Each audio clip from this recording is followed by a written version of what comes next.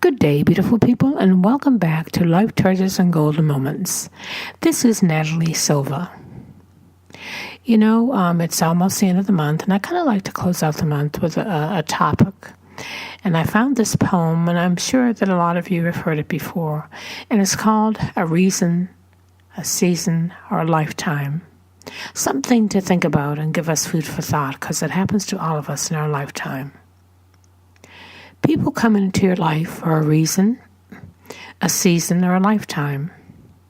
When you figure out which one it is, you will know what to do for each person. When someone is in your life for a reason, it is usually to meet a need you have expressed. They have come to assist you through a difficulty, to provide you with guidance and support, to aid you physically, emotionally, or spiritually. They may seem like a godsend, and they are. They are there for the reason you need them to be. Then, without any wrongdoing on your part, or at an inconvenient time, this person will say or do something to bring the relationship to an end. Sometimes they die, sometimes they walk away. Sometimes they act up and force you to take a stand. What we must realize is that our need has been met. Our desire fulfilled, the work is done. The prayer you sent up has been answered, and now it is time to move on. Some people come into your life for a season, because your turn has come to share, grow, or learn. They bring you an experience at peace or make you laugh. They may teach you something you have never done. They usually give you an unbelievable amount of joy. Believe it, it is real, but only for a season. Lifetime relationships teach you lifetime lessons. Things you must build upon in order to have a solid emotional foundation. Your job is to accept the lesson and love the person, and put what you have learned to use in all other relationships and areas of your life. It is said that love is blind, but friendship is clairvoyant.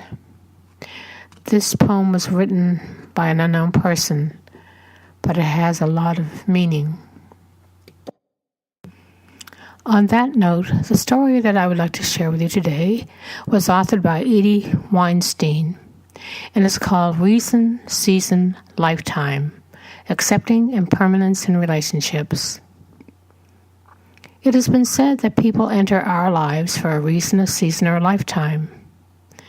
Reason, a project, a one-time activity, a guardian angel encounter, when someone steps in and moves you out of a dangerous situation, a fleeting swoop by lesson. Season, a short term, perhaps a few months or years, interaction that teaches you lessons that you may not have learned otherwise. Lifetime, long-term connections that may begin at birth or anywhere along the timeline that endures, perhaps despite challenges, or may even strengthen thus. The reality is that one day some will die or leave you, or you will die or leave them. Sound morbid? It need not be. Instead, it calls for awareness of the precious and oftentimes fleeting nature of a relationship. It begins with a desire for connection. According to the scientist Matthew Lieberman, the author of Social: Why Our Brains Are Wired to Connect, we are social creatures when we inherit need to exchange with others. Everyone you know and love was once a stranger. When you gaze back over your lifetime, can you recall a time when many of these people were not in your life? Some have been with you for so long that it might be unimaginable. Sarah shares her experience. Throughout his life, my son would look at me, puzzled, when he'd see me smile or greet strangers. He would ask, "Do you know that person?" When I would respond, "No, not yet," he would continue, "Then why are you saying hi to them?" My answer was always, "Because they are in my world."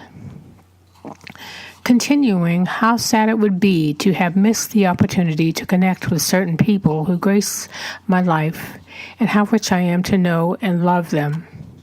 It is hard to imagine what it was like before they stepped on stage. I have had fleeting encounters with folks whose smiles or comment have made my day. I have lifelong relationships that I treasure. I anticipate connecting with Ama Cara. That's Gaelic for soul friend. As each day I set an intention of having extraordinary experiences and meeting amazing people, and each day I do.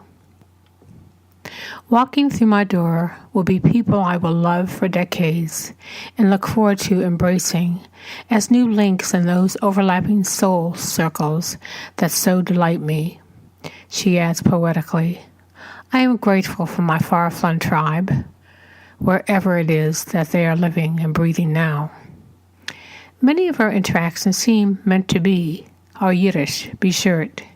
Consider people who show up in an unexpected way, as if scripted. You may have thought how wonderful it would be to have someone help you with a task within short order.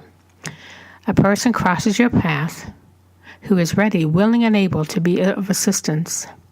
A desire arises for a new friend who will engage in fun activities with you, and later that day you hear about a meetup in your area that focuses on the very thing that piques your interest.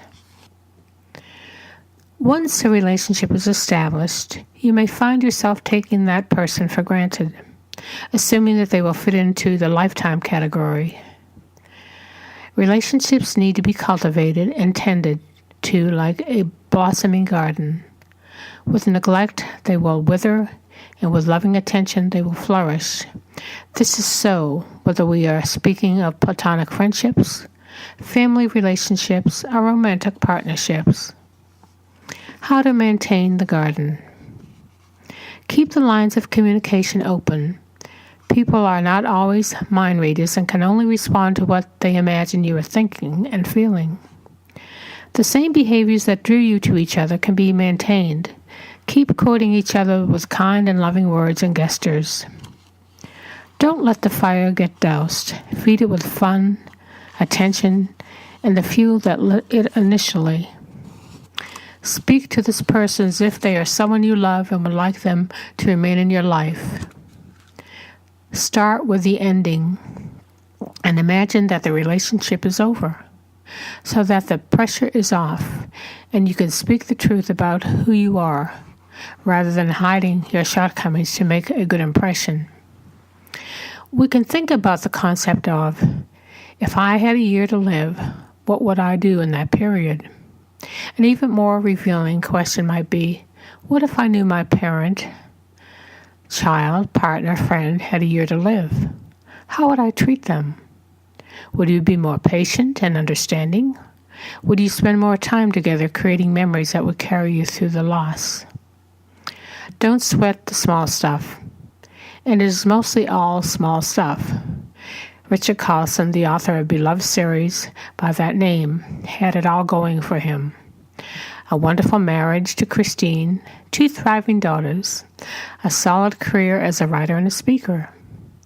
On board a plane headed to New York from California, he had a pulmonary embolism and died on December 13, 2006, at the age of 45. Would you be better able to accept what comes your way if you knew that each breath could be your last? What happens when the show is over and a curtain comes down on the relationship? Sometimes, despite your best efforts and that of other person, the relationship dynamics shift and the person leaves your life either by your choice, theirs, or by agreement. Conscious uncoupling has become a more commonly spoken about concept, with a split between actress Gwyneth Paltrow and Chris Martin, lead singer of Coldplay. How do you maneuver those sometimes treacherous waters? It would be understandable to harbor emotions of sadness, anger, and resentment in the wake of the loss. Allow yourself to feel it all, but be aware that permitting them to take up residence in your mind might keep you trapped in a downward spiral. Find supportive people to be on your recovery team as you heal your heart. Some relationships have toxic qualities, such as abuse, untreated addiction, lying, infidelity, criminal activity, and so on and so forth, that are better left, lest they pull you down into the abyss. Even if love remains between the two of you, there are times when it is safer to love from a distance. Remind yourself that you had a life prior to meeting this person, and will have one following the changing of the relationship dynamics. Once the relationship completes, as much as any relationship can be fully over, take a proactive and self-loving stance as you decide who you truly are outside its structure. Even as it can be a painful process, shedding the layers of who you were with that person, ask yourself who you are without them. Thank the person either aloud or in your mind for the lessons that came as you part and parcel of the relationship. There is always a gift in every interaction, even if it might not seem so at the time.